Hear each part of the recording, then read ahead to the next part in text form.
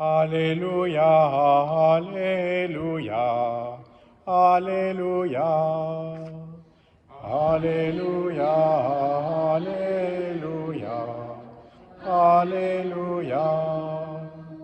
Venez à moi, vous tous qui peinez sous le poids du fardeau, dit le Seigneur, et moi je vous procurerai le repos. Alléluia, Alléluia, Alléluia. Le Seigneur soit avec vous. Évangile de Jésus-Christ selon saint Matthieu.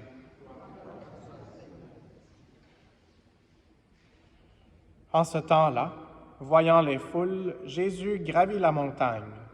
Il s'assit et ses disciples s'approchèrent de lui. Alors, ouvrant la bouche, il les enseignait.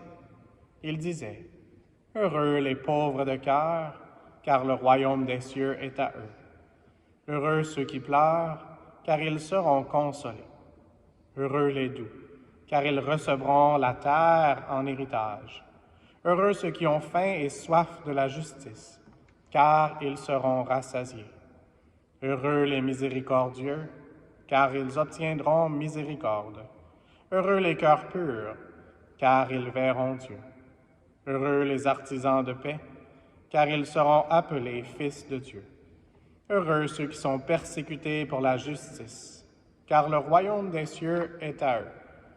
Heureux êtes-vous si l'on vous insulte, si l'on vous persécute et si l'on dit faussement toutes sortes de mal contre vous à cause de moi. Réjouissez-vous, soyez dans l'allégresse, car votre récompense est grande dans les cieux. Acclamons la parole de Dieu.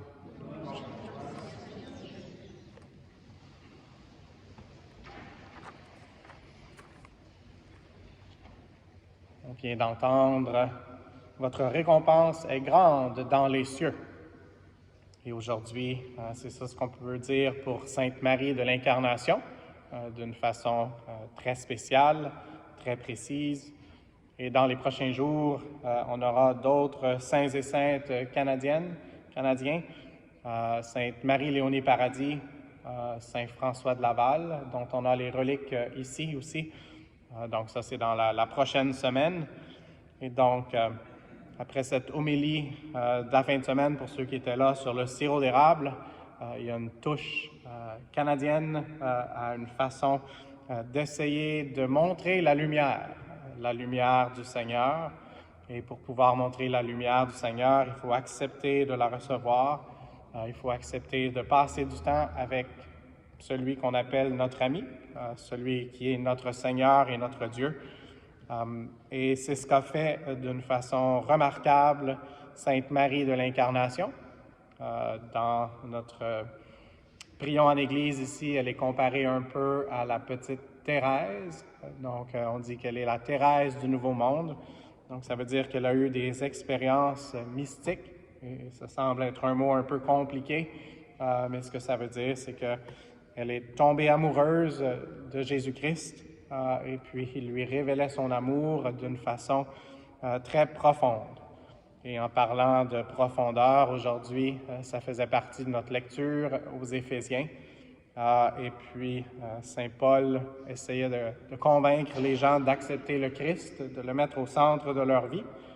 Puis il faisait ça à des gens qui étaient dans toutes sortes de philosophies. Et justement, la philosophie était peut-être quelque chose qu'il essayait d'utiliser pour que les gens puissent accepter Jésus-Christ comme le Seigneur. Et c'est probablement pour ça qu'il a parlé de la largeur, de la longueur, de la hauteur, de la profondeur. Des choses qu'on peut essayer d'observer avec des instruments de mesure. Puis maintenant, on a des instruments de mesure encore plus performants que dans le temps. Mais quand on pense à Dieu, il y a quelque chose de plus profond que ça. Donc, il faut que ça l'aille encore plus, et c'est pour ça que la ligne suivante, il dit « ce qui dépasse toute connaissance ». Et en parlant de Sainte Marie de l'Incarnation, elle était aussi une éducatrice. Et donc, elle a fondé, ou elle était avec les Ursulines, l'éducation au départ ici, dans la ville de Québec. dépendait beaucoup d'elle et de ses religieuses. Et puis, c'était important d'essayer d'avoir des bonnes bases. Ici, je sais qu'il y a des enseignants, enseignantes ou des anciens à la retraite. Et donc, c'est quelque chose de très important d'essayer d'avoir des connaissances intellectuelles et des connaissances humaines aussi. Mais encore au-delà de tout ça, elle essayait d'apprendre, par exemple, aux petites filles à lire en espérant qu'elles pouvaient apprendre des choses de Dieu. Donc, demandons cette grâce, nous aussi, de nous exercer à apprendre dans des connaissances que le Seigneur veut nous partager. Essayer de poser des questions par rapport aux mystères dans notre vie, par rapport à ce qui se passe dans le monde. Mais allons plus loin encore, demandons à l'Esprit Saint de nous aider à pas seulement avoir des connaissances dans notre tête, mais la connaissance la plus profonde, qui est ce que l'Écriture nous a dit, la plénitude de Dieu, qui peut nous donner ce dont on a besoin, pas seulement pour nourrir notre propre cheminement, mais en espérant que ça puisse déborder aux gens alentour de nous, pour qu'ils puissent aussi dire oui à ce plan que le Seigneur a pour eux. Et notre évangile aujourd'hui, c'est un qui parle des béatitudes, et donc la plénitude de Dieu, et on va la recevoir seulement dans la béatitude éternelle, la félicité éternelle quand on va voir le Seigneur face à face. Mais aujourd'hui, ça semble peut-être un peu contradictoire, certaines des choses. Heureux ceux qui pleurent, ils seront consolés.